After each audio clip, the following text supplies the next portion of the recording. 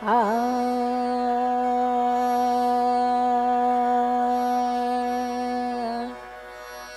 आ आ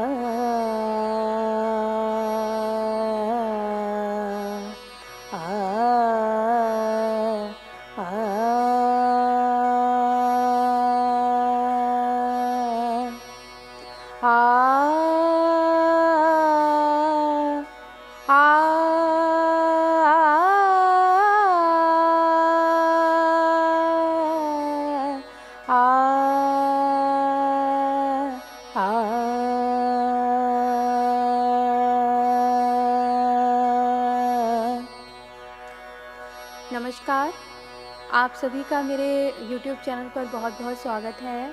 जैसा कि मैंने अपनी पिछली वीडियोज़ जो बनाई थी राग भैरव के ऊपर, जिसमें मैंने अपना बड़ा ख़्याल और छोटा ख़्याल दोनों ही अपलोड किए थे। आप लोगों ने उसको बहुत-बहुत पसंद किया।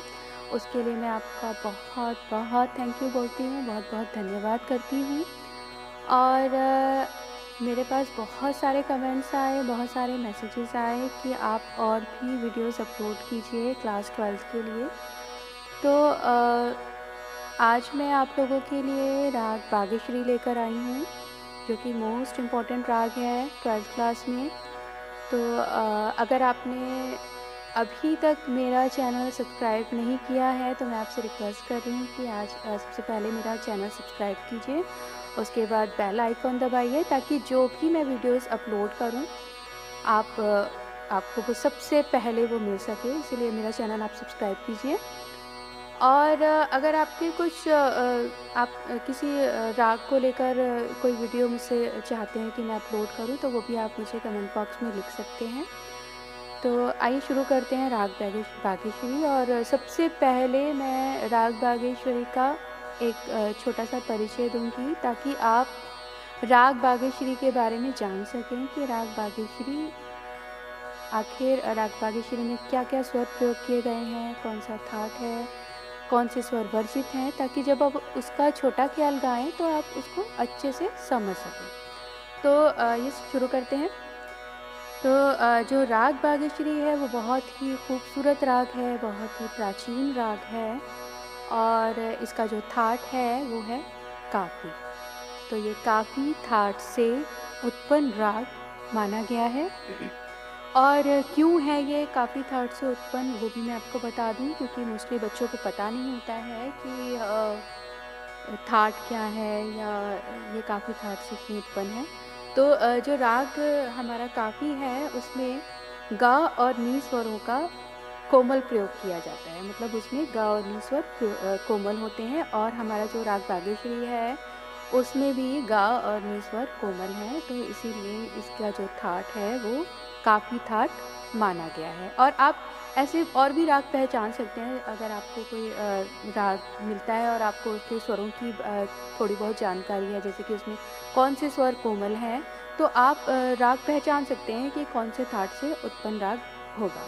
ठीक है, तो इसमें गा और नी कोमल स्वर हैं, इसीलिए इसका जो थाट है वो काफ़ी है। दूसरा, इसका जो संवादी स्वर है वो है म, यानी कि मध्यम, जो कि राग में बहुत ज़्यादा प्रयोग किया गया है, बहुत ज़्यादा प्रयोग किया जाता है इस राग में मध्यम। और आप लोगों को पता होगा कि वादी स्वर का मतलब ही ये होता है जिस स्वर का राग में बहुत ज़्यादा प्रयोग किया जाए। तो इसका जो वादी स्वर है वो है मध्यम। और इसका जो संवादी है वो है षडज, यानी कि सा। और अब मैं इसकी जाति के बारे में आपको बताती हूँ कि इसकी जो जाति है वो है औड़व संपूर्ण।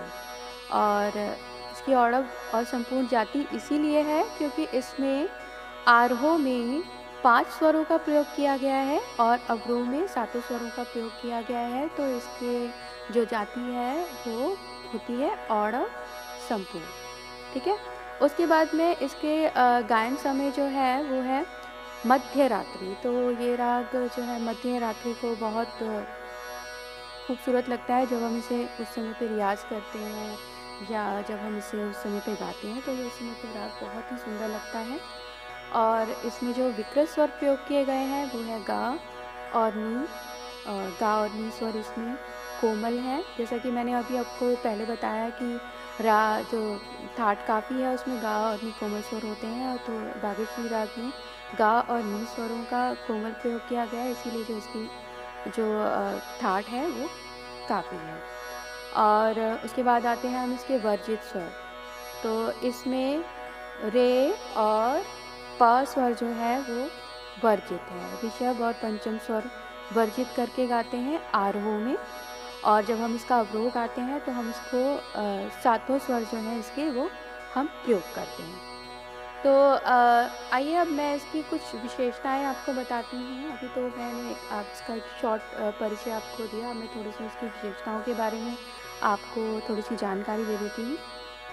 मैंने सबसे पहले ही आपको बताया कि ये एक अत्यंत प्राचीन राग है, बहुत मधुर राग है, और प्राचीन ग्रंथों में भी इसका उल्लेख है। और प्राचीन ग्रंथों में जो इसका नाम है वो है बागेश्वरी, और अब हम इसको बागेश्वरी के नाम से जानते हैं, लेकिन हमारे बहुत सारे संगीतज्ञ हैं, बहुत सारे हमारे जो विद्वान हैं, वो इसको आज भी बागेश्वरी के नाम से ही इसको बुलाते हैं, या इसको बागेश्वरी ही कहते हैं।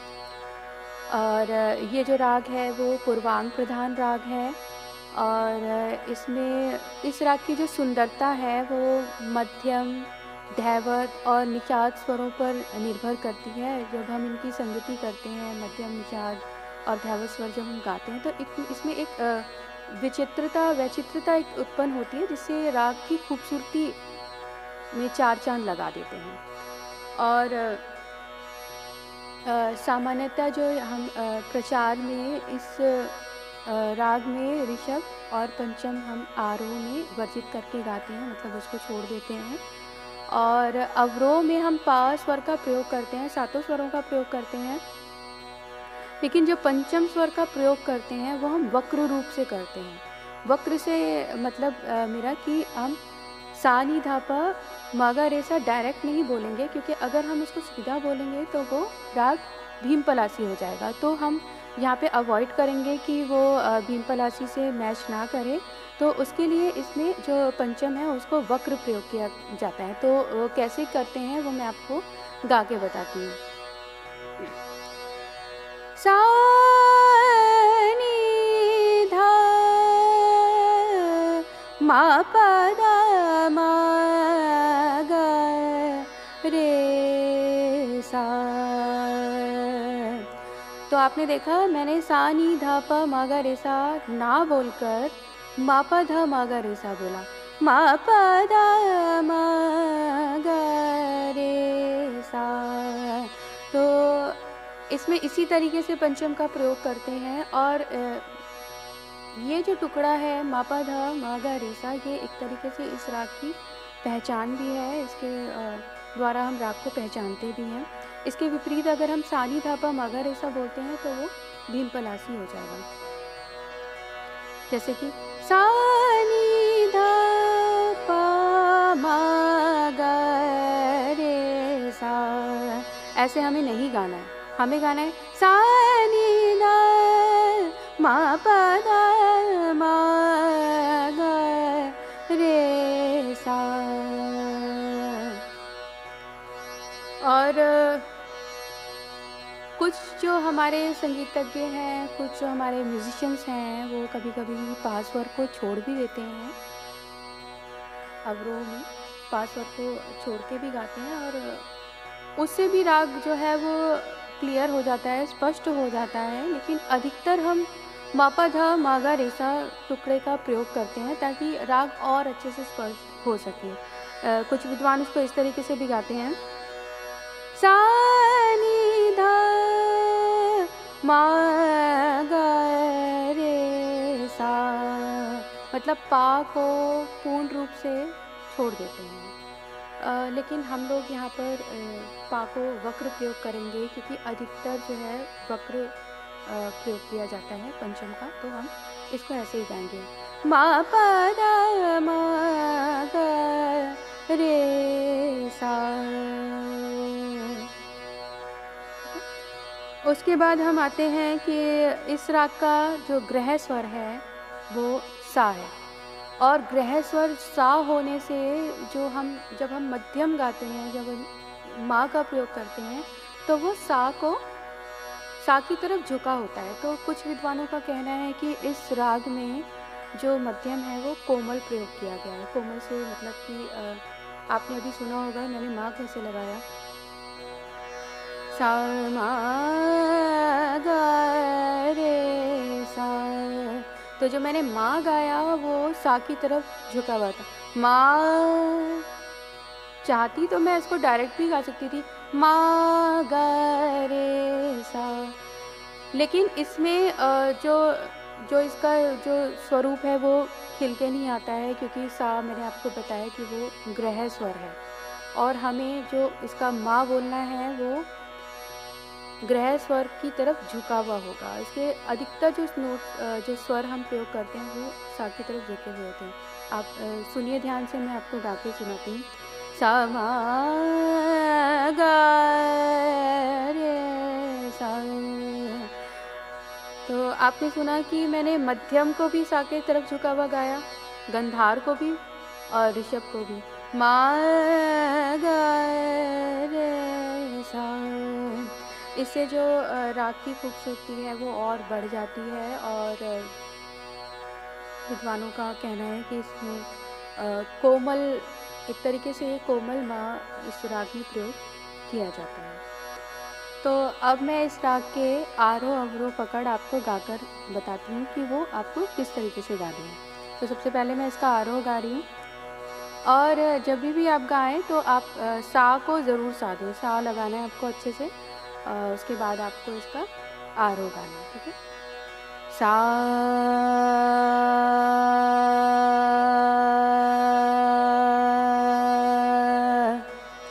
सा नी धा नी सा।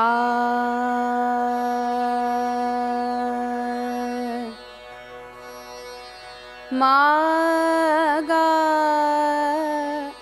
मा धा नी सा। सा नी धा मा पा दा मा गा रे सा। पकड़ सा नी धा सा। मा धा नी धा मा गा रे सा।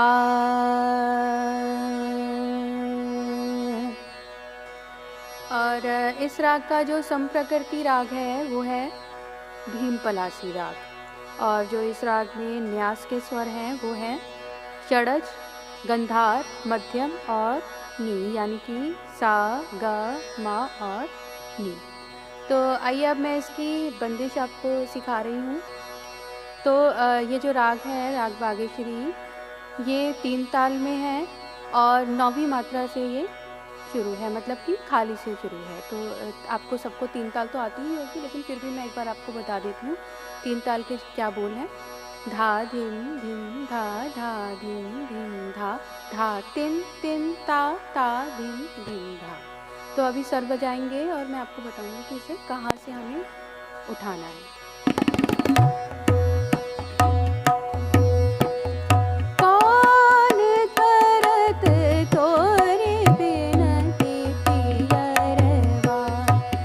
खाली से उठाया है, मतलब कि 9वीं मात्रा से। अभी आप देखिए कैसे उठाना है। 2 3 4 5 6 7 8। कौन करत तोरे बिनती पियरवा, कौन करत तोरे बिनती पियरवा, मानो ना मानो हमरी बात, मानो ना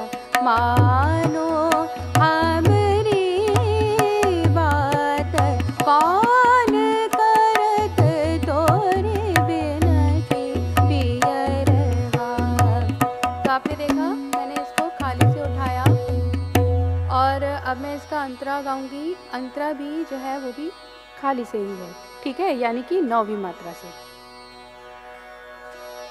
कौन करत तोरी बिनती पियरवा, कौन करत तोरी बिनती पियरवा, जब से गए मोरी सुधा हो न लीनी, जब से गए मोरी सुधा हो न लीनी, चाहे सोतन के घर जात, कौन करत तोरी बिनती पियरवा। तो ये मैंने आपको इसका स्थाई और इसका अंतरा गा के सुनाया। अभी मैं ये पूरा ख्याल आपको एक बार बिना रुके, बिना किसी ब्रेक के मैं आपको इसको गा कर दिखाती हूँ, ठीक है।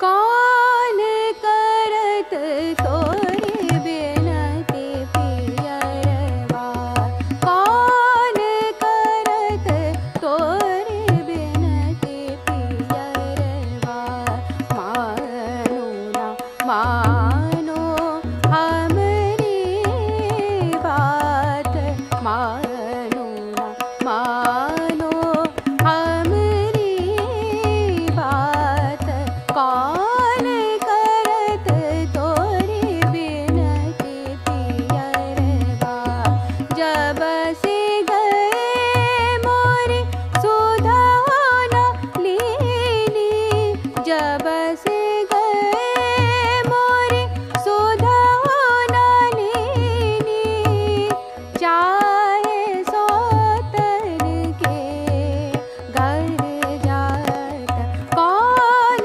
करत तोरी बिनती पियरवा, कौन करत तोरी, कौन करत तोरी, कौन करत तोरी बिनती पियरवा। तो ये था हमारा राग बागेश्वरी 3 ताल में, और मुझे उम्मीद है कि आप लोगों को पसंद आया होगा, और अगर पसंद आया होगा तो इसको प्लीज़ शेयर कीजिएगा, कमेंट कीजिएगा और लाइक कीजिएगा। और अगर कुछ आप इसमें कुछ और चाहते हैं, जैसे कि अगर आप इसमें और वेरिएशन चाहते हैं या इसमें आलाप चाहते हैं, तान चाहते हैं, तो आप मुझे कमेंट बॉक्स में लिखिएगा। मैं इसका जो नेक्स्ट वीडियो है उसमें इसके आलाप तान बनाने की कोशिश करूँगी, या कोई और राग जो आप सीखना चाहते हैं वो भी आप मुझे लिख सकते हैं। चलिए, तब तक के लिए बहुत बहुत धन्यवाद। नमस्कार।